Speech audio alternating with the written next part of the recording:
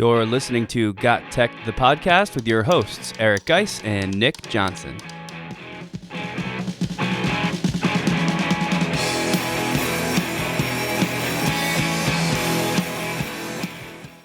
Welcome back to GotTechED the Podcast. This is episode 69 called Listener Mail and Hybrid Learning Updates. In this episode, we'll provide an update on our remote and hybrid learning experiences as the 2020 school year gets underway. Following that, we'll dive into our mailbag as we read and answer some of the best questions that we've received over the recent months. This is another episode you don't want to miss. Check it out.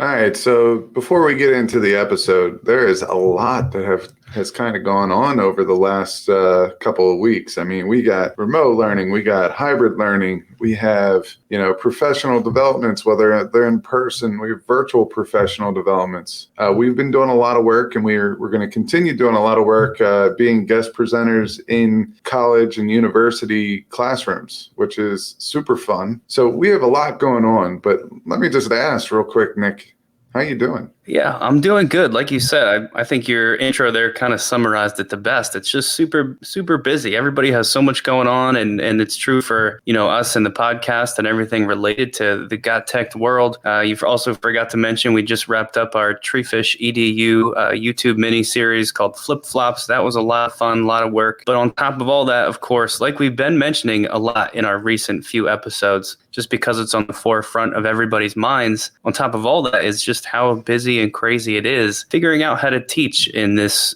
new world. And we don't want to harp on it too much, but it is, I think, what everybody's thinking about right now. I know it's what we're thinking about and what we're talking about, and mostly what we're working on in our free time. So we're sort of going to go sort of dip back into that world a little bit today. So I'm doing okay, trying to keep up with this. I know the hybrid environment that we are in our school that Geis and I are teaching in. And if you've been listening recently, you've heard us talk about how that works. It's where half the kids are in school, half the kids are home. That's like the shortest way to say it. There's a ton of challenges there, and I think we're starting to figure some things out. I know at least I've got a flow for like a new normal class period. I don't know if that's how you feel about it too. How's your hybrid class looking? Yeah, I think that new normal. I was laughing earlier because you said in our free time. That's pretty funny. I want to know. Right? I want to know how you're getting some free time. But no, I mean we're challenged by a lot, but to me, these challenges are kind of like doing a Sudoku puzzle every day. It's something new. It's something to challenge us, and as long as you're trying to do your best, and I kind of take this into my teaching practice as well, as long as you're trying to do your best, you can just push on and take it each day at a time and with a grain of salt, and know that you're doing your best and be happy with that. Yeah, you really can. And I like how you compared it to a puzzle. That's kind of what it is. And I've sort of accepted that we have to get used to, maybe I can't plan an entire month of lessons like I used to be able to do when I knew what to expect. Maybe I can only, feel really good about what I'm doing tomorrow or for the next 2 days, or if I'm lucky, the next week worth of lessons. But anything outside of that, it's kind of just too much to think about. So once you accept that, I feel a lot better about it. I know my biggest issue right now is just trying to deal with time. Everything, when you have a group of kids via Zoom, it's slow. I used to be able to just say, okay, guys, we're working in groups of 3, go ahead. And they all spread around and it's done and everybody's rolling. But now I got to set up breakout rooms, and I have to know how many breakout rooms to set up so that there's 3 kids in each room. And I have to decide, how am I going to put them in these groups? Am I going to randomize it? Do I need to have groups set out ahead of time? Then they're on Chromebooks, so they can't put themselves in the breakout rooms using that cool new option. So it's just all these weird little things, and it's just sort of slowing down the whole process. So that's personally what I'm trying to figure out. Yeah, I don't want to make this seem like I'm all puppies and kittens over here. I mean, I have messed up a lot, and really these growing pains are what is allowing me to learn even more. And that's what I'm saying. If you learn to embrace those challenges and you really go at them as they are, just that, challenges, and you're going to find a way to get through them, it's very rewarding at the end. It's kind of like my golf game. I'm not going to lie. I cover a lot of real estate in a round of golf. I'm off to the right, I'm off to the left, but at the end of the day, I'm I'm just paying for a very expensive hike and I'm enjoying being outside. So it's a lot like that for me. Do the best that I can. And, everything at the end of the day, I'm going to get one step closer to a best practice. Yeah, man, that's your second great analogy this episode. I want to congratulate you on that. That's impressive. That's a win just by itself, but it's so true. And there actually is, it's easy to complain, and we definitely don't want to go down that road during one of our episodes here, but I think we should sort of acknowledge that there's a lot of great stuff happening too. I was thinking just today, as I was wrapping up my first unit of AP Chem on atomic structure, the development that I've done into digital lessons, this stuff I'm going to be using for years.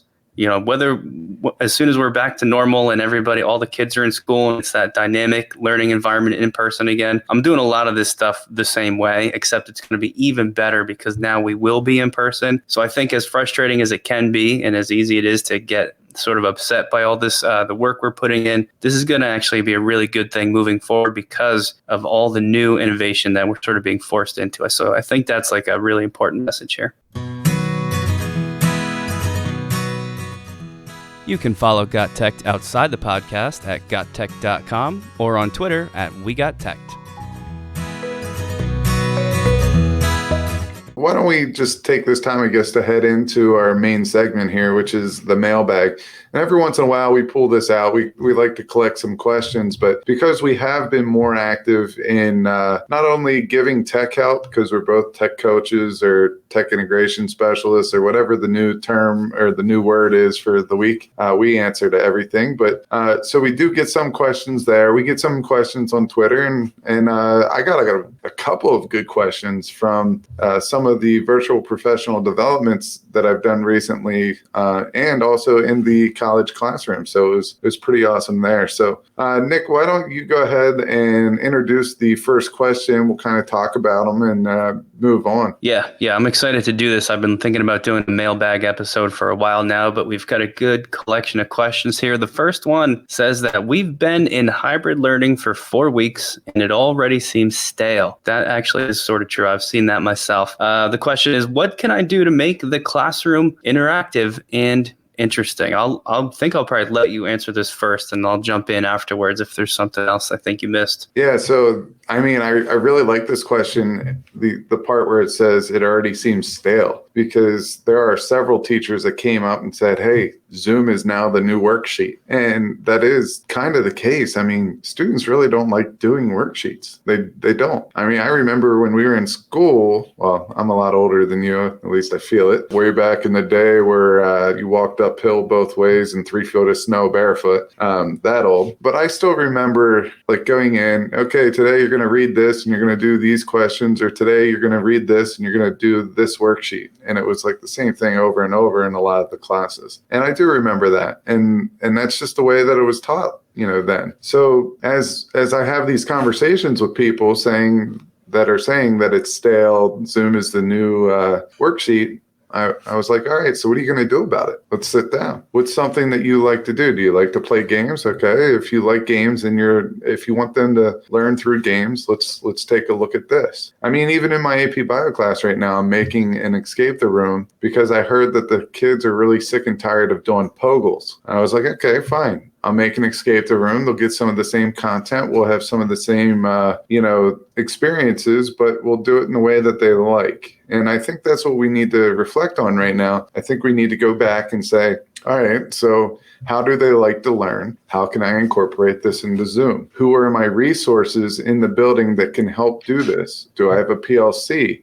Can I bring other teachers in that teach the same thing as me? If I can, all right, let's do something about this problem. Let's use our resources and be very productive. Yep, that's all great. I was going to sort of add into that just think about the same way you would spice up your, a normal classroom. You just do that, but in Zoom. I think a couple episodes ago, we mentioned breakout rooms. We'd have a physical breakout room in class and kids are, trying to solve puzzles to eventually break out of that room, or the digital breakout rooms that we've talked about many times. Zoom is great for digital breakout rooms because you can literally put them in that same environment. You push out your Google site that has the breakout challenges and they can do it. They can run that room escape and try and work through those puzzles. And it's something that you can modify slightly from that regular classroom environment, but just bring to this new one. So I think, just thinking about how you can repurpose a lot of those ways you used to spice up your old in-person classroom, sort of innovating to bring that to the Zoom classroom. Just remember that there's probably a way to do all that stuff. And if you're not sure, like I said, reach out to the people in your school who are knowledgeable and who can help you get it running. I'm sure they'll be happy and excited with, to take on that challenge too. Yeah, and it's perfectly fine to use your students as resources and be vulnerable with them. They'll actually appreciate that. I feel like me being vulnerable with my students and letting them know that I'm not, even though this is kind of my area, it's still not my area. It's still very new to me. I told them I'm going to do things that are not traditional, and I'm going to mess up and I'm going to fail doing them, but I'm doing them so they'll have a different and a unique experience. And I think that's going to help with the classroom management and really getting to know your students and having them buy into what you're going to do. It's just to show them that you're human there. So I'll go ahead and I'll do the introduction of the next question. Sure. And this is probably one that we get the most. We are a one-to-one district, so I'll just preface that for this question. I am super frustrated with teaching on Zoom when my students have Chromebooks. There are a lot of functions such as annotation, choosing their own breakouts, etc., that they can't use. Do you have any suggestions? So there's two things in there that caught my eye. One is the annotation features. The other are the breakouts. I know you can talk about both of these. Let me cover the annotation part, and then I think you can do a better job with the breakout part if that's okay. But yeah, I mean, Zoom has an annotation feature. It's great, but not if you're on a Chromebook or not if your students are, because then they can't use it. There's a little option in your Zoom meeting, if you didn't know, that says when you go to settings, you can enable the participants to annotate, which is great because then you could basically hand the marker to the whiteboard off to, I'm talking digitally here, but hand off the marker to the student and say, go ahead, show us how to solve this problem. And they can do that with their cursor and write, and there's text boxes and everything, all right in the Zoom, but Chromebooks are not compatible, so it's not an option. So I mean, the workaround for this, there's a couple of them. I think the best one is something called Jamboard. Jamboard is like the free Padlet if you are a Padlet user. If you've never tried Jamboard, check it out. It's part of your G Suite tools, and it's essentially Google Slides, but everything is very live, very interactive. So when you share a slide or a board, just like you could on any Google Doc that's shareable, it can be edited at the same time by multiple people. So in our Zoom meetings, I know what we've been doing a lot is sharing out a bunch of these Jamboards, and then you assign students to certain slides within the Jamboard, and they can edit on those. And essentially they're annotating because you can draw on it. You can add text boxes, little sticky notes, all the same tools that Zoom annotation has. We're just sort of circumventing the fact that Zoom doesn't work. And, because, you can watch everybody do this live. Technically, you don't even have to be in the Zoom meeting. You can just have the Jamboard up. If I'm student X, I'm watching the Jamboard and I can see what's being added there by all the other students at the same time. Even more powerful if you're sharing your screen with the kids, and then they can watch those annotations happening, those annotations that are happening in the Jamboard. They can watch it via your share screen too. So it's like this digital whiteboard that gets around the problem of Zoom annotations. And I'll add that you could do this with a lot of things. Jamboard is sort of the easiest one because when somebody edits on there, it's almost instantaneous that all the other viewers can see that thing being added to the board, which is great. I've done a similar thing for tutoring sessions where I share a Google drawing between me and the person I'm tutoring. As long as both of us have edit access to it, then we can both add to that thing. And it's another way that we can sort of annotate back and forth. So there's tons of ways to do it. I think Jamboard's the best one. Yeah, I really like Jamboard. Another thing I really like about it is you give them the link, they go and they edit, and then they can make a copy of that and study from it. They can put it in an e-portfolio for later. If they have to take an AP exam, that's what I'm suggesting in my class. But as far as the breakouts, it's a big bummer. I mean, the new update says that participants can choose their own breakouts where they want to go. And what really hit home to this is I got a question a couple of weeks ago saying, or they told me a scenario that they wanted to know how to go about doing this. And this is before the new update. A teacher wanted them to choose how they wanted to learn that day. Breakout 1 was individually. So everyone that wanted to go individually learn, but if the teacher wanted to get a hold of them, they could through breakout room 1. Breakout room 2 is small group learning. Breakout group 3 is class lecture where the teacher would be there. kind of lecturing to them and then giving them some type of a problem. And this teacher went over 3 or 4 different ways. I said, well, you could still do that. Just have them hover over participants, go to their name, rename themselves, and put the number for whatever room they want to go into in front of their name. And what that will do is it will make putting students into a classroom breakout a lot easier. You could do it in under 20 seconds because they show up numerically. And we have a video on that over on our YouTube channel, which we'll talk a little bit more about later. But I think that's how I would address that one. You want to get into the next one? Yeah, let's do it. This one's about digital assessments. I mentioned earlier, I was just doing that today, trying to figure out how to convert your normal assessment style to something you can push out to, remotely to kids. So it's tough. This question was, digital assessments are now my biggest headache. What do you guys recommend? So do you have something lined up for this?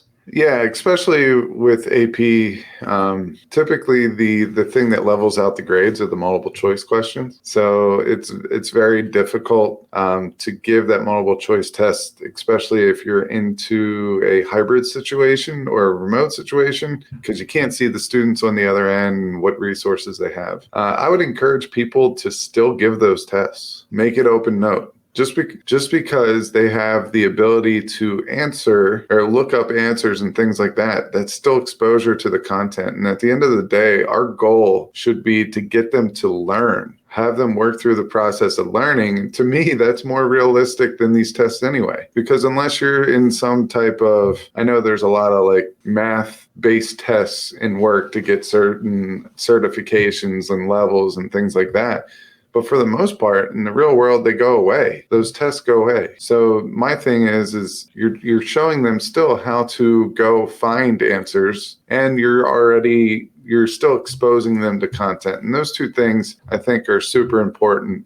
And when it comes to AP testing, then they're still getting exposure to questions. If you really are worried about them going and just looking up answers, change some of the words, change the numbers in the problem, change a couple adjectives, and then they won't show up as quick. And if they have to do a certain number of questions in a allotted period of time, if they're looking up every single question, they're not going to know all the answers anyway. They're not going to get through them. So my thing is still give them the experience, but at this point in time, we're in a unique situation. We kind of just have to deal with it. And I know that's hard for people to hear. Yeah, I just realized today, because I saw my students doing their first open note test, and it just sort of, I had this moment of clarity. I was like, this doesn't even matter. Well, the questions, if you're worried about kids being able to just look up an answer to one of your test questions, you need to rewrite your test questions anyways, because these are not the types of things that you should be asking on your assessments in the first place. It should all be critical thinking. It should all be stuff that you cannot look up a direct answer to anyway. And I think this has really helped me sort of transition my test questions to that, instead of just, I don't know, not that you would ever ask this, it's too simple, but I don't know, how many protons does a carbon atom have? You can just look that up. A first grader could do it without even knowing what a proton is. Just Google it. It's a bad question. Instead, you want to ask them to explain, you can even tell them a carbon atom has 6 protons. Explain the impacts of this proton count on X, and then they have to really think and understand. So yeah, sure, it's open notes. Go ahead, look it up. But you still have to process and synthesize that information and show me that you understand what you're talking about. And then it kind of ends up that it doesn't matter that it's open notes. And I talk to my students about this, and I think they got it. And I think you can still have that powerful assessment experience. I'll add in one other thing too. Don't be afraid to stop doing those types of assessments. There's all types of alternate ways that you can assess. I was thinking maybe my next unit gives the students one class period and they have to create some sort of a screencasted video on a certain thing, and that's their assessment for that unit, just to sort of further, step away from that traditional test environment if you don't want to give up on certain things. So lots of ways to get around assessments. Yeah, and I really like what you said there about making it more application rather than just coughing up an answer. Right. And that's phenomenal. But I will tell you, that's another thing that this pandemic is going to help teachers with. We have a lot of great teachers. Out there. But one of the hardest skills to learn is how to ask the right questions, whether it's in class or whether it's on a test. It's one of the hardest things to do. And I think we're going to get better at it as long as we take the dive in there. Yep. So the next question, now that we're 5 weeks into school and I'm feeling better about my teaching situation, I hope all of us are feeling a little better about our teaching situation at this time. What are some EdTech tools that you use in your classroom? Yeah, I mean, there's so many different EdTech tools you can take a look at. And this was another conversation that I had with somebody earlier today, is figuring out a lot of the tools that we used to use, sort of repurposing them now in this new sort of remote classroom environment. And one that I've been using a lot is a tool that we talk about a lot, but I'm going to say it again because I think it kind of fits this question, and that is Classroom Q. If you haven't heard us talk about it, it's like a digital hand raising tool. And it used to be for if kids are working in your class and they're all, in different places, they can digitally hit a button and raise their hand. I see that name on a list, so I know that I can get to them and nobody gets left behind. Well, now I'm using this exact same tool, except instead of, all the kids being in different places around the room, I've got all my students in the Zoom meeting. And whether they're all together in the one sort of main meeting or whether I push them out into breakout rooms, it's kind of serving the same purpose. I have that Classroom Queue up and running. They can hit the button and I see their name on that list and I know that I need to go talk to them. It's just a digital version of the exact same thing. And I bet there's tons of examples of stuff like that where it's almost the same purpose. You just have to rethink and realize I could probably do this too in my Zoom meeting in a similar way. Yeah, I mean, for me, I've been using a lot of Jamboard in unique ways and Google Slides and Moat for feedback. Those are the main ones that I've been going to. Like I said before, one of the things that I look for is simplicity and something that does something right. And it doesn't come with all these special features. And I think these tools definitely do that. If you want to find some of our other tools that we are using, last episode, we talked about the New Jersey Department of Education. They have one of our slide decks up there, one of our presentations that was recorded. And we go over a lot of those tools that we are using in our classrooms. And really, you could go there and check out, I think we did 10 different tools and 4 or 5 different templates that we use. We'll put those that link in the show notes as well. Yeah, that's a great resource. Yeah, let's hop into our next question. I'll let you go ahead. Sure. Yeah, so this came from something earlier just today, actually. That is, a teacher asked me, what is a good way to digitally hand out materials to my students? There are so many options in my learning management system, but sometimes I just want to provide a resource that they can edit and save. So it's an interesting question, but the idea of digitally handing things out to your students and the best way to do it. And I can say just a little more detail on this question. There's just, the person felt like there were so many different ways to do these things. Should I use the learning management system? Should I share, give editing rights via on the Google Doc we're going to be working with, and just sort of feeling overwhelmed in that, and was curious if we had a best practice for this. So I know how I've been digitally handing things out, since that's the way this question has put it. What's your preferred method for pushing stuff out to the kids? I just started doing this. Is the first time I've ever used some type of digital notebook, and I took one from Paula over at Slides Mania. And nice. Every single activity I do for this unit it's either in there and I give them some further discussion questions on activities that they do, or they have to hyperlink it into the digital notebook, or they have to take a picture of it and upload that picture to the digital notebook. I mean, this digital notebook has everything. I have some of the favorite AP Bio, they're AP Bio celebrities, if you want to call them that, like the Khan Academies, the Mr. Andersons, Mr. Kanufki is one of my favorites. Those are all those videos, playlists, YouTube playlists are within this resource. There's a AP podcast, AP Bio podcast that I linked in there. That's pretty phenomenal. They're 7-minute bite-sized episodes. So all this stuff is in this digital notebook. If you want a copy of a digital notebook, she has 7 or 8 different versions. A lot of other cool stuff. Go over to Slides Mania, but that's how I'm pushing everything out. It still goes through the LMS. I push it out through the LMS, but once they have a copy, they have a little bit more reign of what they can do with it. And then after the unit is done, they hand in their digital notebook as well. And that's where they're getting their homework / classwork grade, is through that stuff. I go in, I take a look at each of the activities. There are certain activities in which I have them hand in for a grade. And usually that has to do with some type of an extension to a simulation or lab.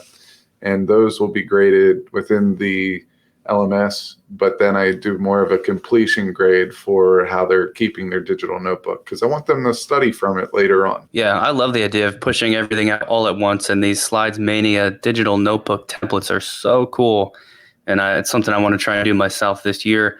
I'll add to that too, if you still just want to hand out on like a daily basis, like here's what we're doing today, what I've been doing to sort of cut out, and this is at least for things that I don't want students to hand in for a grade. Anything that they're going to submit back to me, I make sure to push it out through, we use OnCourse for our learning management system, but whatever it is, you still probably want to do it that way just for simplicity. But sometimes there's just like, here's a due now. You don't have to turn it in, but I want you to just have this Google Doc so you can record your answers and probably save it in a folder somewhere. So I've been using the little trick where you go up to the URL of your Google Doc, and the last little snip of that URL should be the word edit. Well, if you don't know about this, you can highlight and delete the word edit, and in its place, type the word copy. And then if you highlight the entire new URL with copy at the end, you can send that out, and anybody who clicks that link, they're going to be forced to make a copy of the doc. It's called a forced copy. I've been doing that, but in my PowerPoint slide that I show the students in class and that I'm sharing my screen with via the Zoom meeting, so it hits the remote kids and the in-person kids the same way, I set up a bit.ly link, and they type in the bit.ly link, and that links them to this force copy URL. So it's seamless. It takes like 10 seconds. The kids know as soon as they see the bit.ly link on the screen, they type it in, the little force copy pops up, and there's their due now. There's their note sheet for today. There's whatever it is that I want them to be working on. And I found this as like an even faster way. It feels like literally digitally handing things out with the bit.ly link, and it connects to that forced copy. So that's just another fun idea if you're looking for a clever way to sort of engage in this process. Yeah, so the reason why I just got my phone out is I bookmark a tweet from Twitter, and it's I think it's either coming from Tony Vincent. I think Tony Vincent originally pushed it out, and then Jake Miller retweeted it, and it's pretty awesome. And I'm going to probably attach this to our show notes as well, the link to their tweet. But now you can do that. You can do the whole copy thing, but if you take it one step further, you can also get it to copy any comments that you put on it. Oh. So I'm thinking now you have this worksheet or you have this assignment, and in years past that there are things that were very, very tricky that you had to answer certain questions to clarify things. Well, maybe you could do those in the comments and then kick it out with the comment link in there as well. So I'll put that in the show notes. I think there's a little video that goes with that tweet, and you can go look at that. And I think that's pretty awesome. Yeah, what a great find. Cool, dude. Let's go to our next question.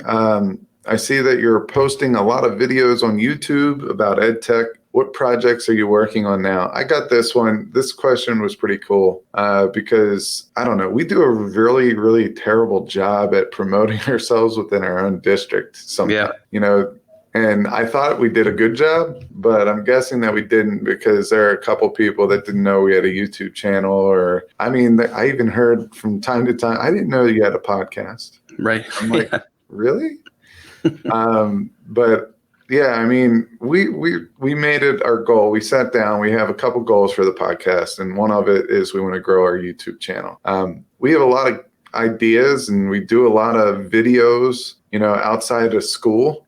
Usually these are videos that we don't have time to do in school, but people from school ask us about certain things. So we're putting these videos on YouTube now. So they're usually somewhere between a minute and 5 minutes long. There are a couple that are longer if we're going through a whole how-to video, something like that. But you go over to GotTechED on YouTube. If you search GotTechED the podcast, it will come up, and you can see some of our tech tools of the day and tech tips of the day. And we're trying to publish a couple of videos a week. So hopefully there's something over there that you can see. The breakout room suggestion is there. That's a neat little hack. We have a couple other ones that we really, really like as well. Yeah, that's a great suggestion. I think you covered it. So I'll jump straight into our seventh question. And this one actually this is from over the summertime when we were still doing the EduMentor Twitter chat. We sort of took a little hiatus from that just to sort of let us focus on other projects we've been involved in. But the Twitter chat, it was full of amazing questions the whole time. There's tons of feedback there. This one always sort of caught my eye, and we never actually responded to it. So I'm happy to bring it out today. This person said, what are some ways that students demonstrate mastery after completing a HyperDoc? I think one of our episodes was on focused on HyperDocs, so everybody was sharing ideas, but that mastery element was always the toughest part. And I think I can jump in first if you don't mind, because for my HyperDoc lessons, or when students are working off of HyperDocs, and if you don't know, it's just a Google Doc, but the Google Doc contains the whole lesson in there. So different options for, acquiring the content and learning the skill, whatever it is, different options for formative assessment, different options for showing mastery. My favorite thing right now with the HyperDoc lessons is video creation. A little task, show me how to do this or explain this, but explain it using Screencastify. So pull up a Jamboard so you can draw and annotate, but record yourself and narrate on top of that with your Screencastify. If you want to get really fancy too, you can use the new feature they have called Screencastify Submit, where there's a link and the students record themselves and it automatically submits that video to that assignment. So it's really easy for you to access these videos. So you can check that out. You can also do this using Flipgrid if you want to sort of create a grid and the students record themselves there. So everything's on that one grid. Tons of ways to do it, but I love the video mastery component. I think it's great. Yeah, so I used our what do we call it? Our digital gallery walk template the other day, and they had a prompt. I gave them a little bit of a narrative, and then I gave them their action that they had to do. So the narrative was in the form of an article that was hyperlinked to a slide. And then underneath that, they had to also watch a YouTube video. And taking the knowledge that they got from those two things, they had to do another action, which required them to go out and pull 5 different pieces of information from websites. And then what they did is they used Screencastify to make their screencast. And that screencast was basically the gallery walk of their slide. It was the tour of their slide. And then because they're all working on the same slide deck, able to edit the same slide deck, as a follow-up, what they had to do is watch 3 peers' screencasts and provide comments on what they learned about it. And the cool thing is we did that right in the Google slide presentation. If you go up to comments and you make a comment, if you hit the plus key and then you type the email of the person, and usually if they're shared on that doc, it will automatically come up after a couple characters, and you put their name there, they'll know that they got a comment that they have to go answer to. Or you could also put it in the presentation notes as well.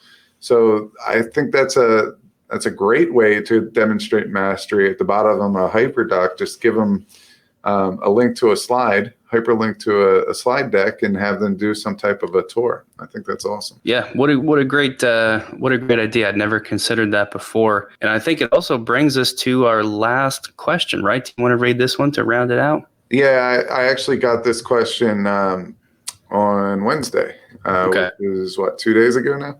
Yeah. Thanks for doing the professional development on podcasting. I never knew how many cool resources there are out there. What are some other podcasts that I should check out? And I listen to a lot of podcasts. I mean, a lot of podcasts. And the reason why I was doing the the professional development on podcast on Wednesday. It was International Podcast Day. And one of our podcast buddies, Tim Cavey, he put together this little project with other podcasters where we go out and we check out people's content and stuff like that. And we just kind of celebrate the day together. So basically, that's what we did. Nick, you were a part of it a little bit, and I was a part of it, and we went out and we did it, and it was a cool thing. But it kind of got me thinking that, maybe sometimes we need to revisit this topic a little bit, and we need to, make sure that people know that podcasts are out there. They're really good resource for other people. So if you get a chance, share some podcasts and how you benefit from them with your colleagues, because like I said, there's some colleagues of ours that had no clue what the value of a podcast was. But I mean, some of the ones that I listened to in education, most of mine that I really listen to every single episode are outside of education. But, Tim Cavey's Teachers on Fire, the Staff Room podcast with Shay and Pav. Those are two that I have. Kelly Croy's Wired Educator podcast PD, Leader of Learning, the Jeff Bradbury Show, Short and Sweet, with Darren White and Ben. There are several. I mean, the Sweet Talk, Kim Matina, she's local. Am I missing? Scott Nunes and Matt out in California. Did you do the Wired Educator podcast with Kelly Croy? I forget if you brought that one up. Yeah, I did do that one. Okay. And then a former guest of ours, Richard Smith, Dr. Richard Smith. He is one called the EdTech Study Hall. I hope I got that name right because it is a Friday. And I was actually on it. So yeah, I'm pretty sure EdTech Study Hall or Tech Study Hall. Yeah, that sounds right to me too. So, these are all ones that we really enjoy, and it's pretty cool to check out. Yeah, and don't forget too, they don't always have to be related to teaching to help you with your instruction too. You mentioned that most of what you listen to is, just for your own enjoyment. I always bring up, and I know this is a super famous podcast, so this is probably not news to many people who like podcasts, but Stuff You Should Know is a super, super giant show. And it's all about just, little snippets of cool facts on things that you would never even think would be cool. I listened to one this summer. It was like, I think it was like how grass works, which sounds so lame and boring, but they go into it and they go so deep, and they're explaining some of the history behind like Americans having a lawn, like people having a lawn wasn't even a thing that existed for a long time. And it connects to, the Industrial Revolution and people making more money and being able to afford having a lawn. And then they go into the science and the ecology and all the things that are living inside your lawn that you don't even know about. And just, the deep exploration of the topic, it just made me think that you could share this with a class. You could have them listen and then create their own version of this. And there can be so much inspiration that comes from just opening up your world via podcasts in general. And it might sort of inadvertently bring a lot of cool stuff to your classroom too. So always think about it in that way when you're listening to different shows. Yeah, so let me get the right name out there. It is Tech Study Hall, not EdTech Study Hall, for Dr. Richard Smith's podcast, which is amazing. I think he has some awesome guests lined up. I don't want to say any of them because the one is one of my absolute favorite educational rock stars. But you should definitely check out that podcast as well. Another podcast that I like to listen to, another genre podcast that I like to listen to are the ones about leadership. So Dan Kreines, Leader of Learning, his is fantastic, but I like also listening to business leaderships. I like to listen to Pat Flynn a little bit. I just got turned on to him by the Teach Better Teams podcast, which is another fantastic one. They had Pat Flynn on last week, and that was an absolute phenomenal one as well. So a lot of good stuff out there. The big takeaway that I tell everyone is it's professional development on the go.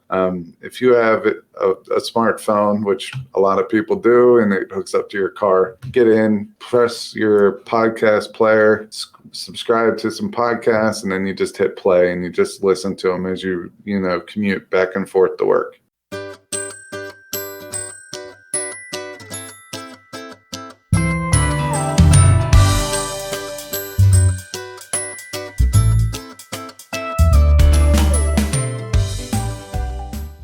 So that pretty much wraps up this episode.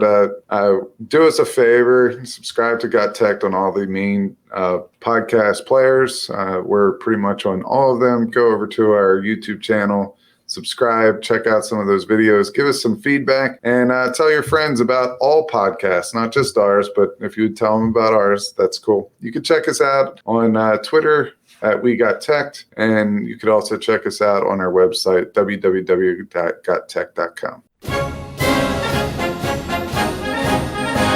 Thanks for listening to GotTech the Podcast. Remember to subscribe to our show and follow us at WeGotTech on Twitter so you can stay up to date with the latest episode releases, blog posts, product reviews, and PD announcements. You can also follow Geis and I individually at GeisGotTech and at NickGotTech on Twitter, or on Instagram at NickGotTech. Finally, remember to check out our website, GotTechED.com, where we post all our episodes, articles, and resources available to you for free. Until next time.